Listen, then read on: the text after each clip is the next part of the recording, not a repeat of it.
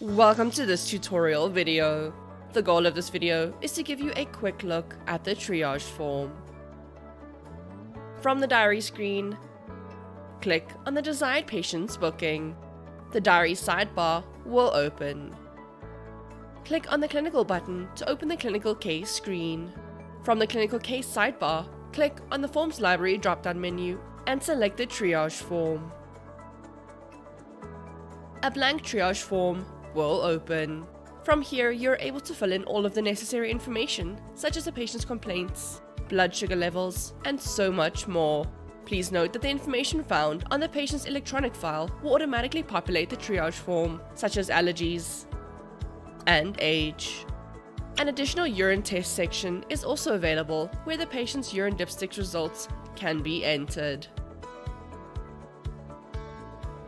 The triage early warning score is automatically calculated using the heart rate, systolic blood pressure, and the AVPU fields.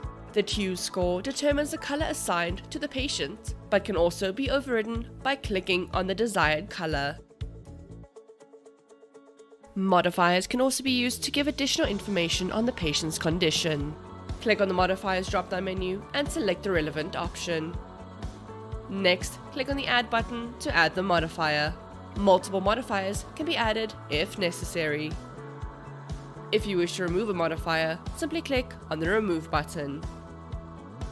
A general notes section is available to make any additional notes if necessary. Click on the Close button to exit the clinical case screen without saving any changes. Click on the Save and Close button to save the changes made and return to the diary screen. Alternatively, you can also click on the up arrow for additional options. Click on the Save button to save any changes made and remain on the clinical case screen. Click on the Save Lines to New Macro button to save the lines captured as a macro.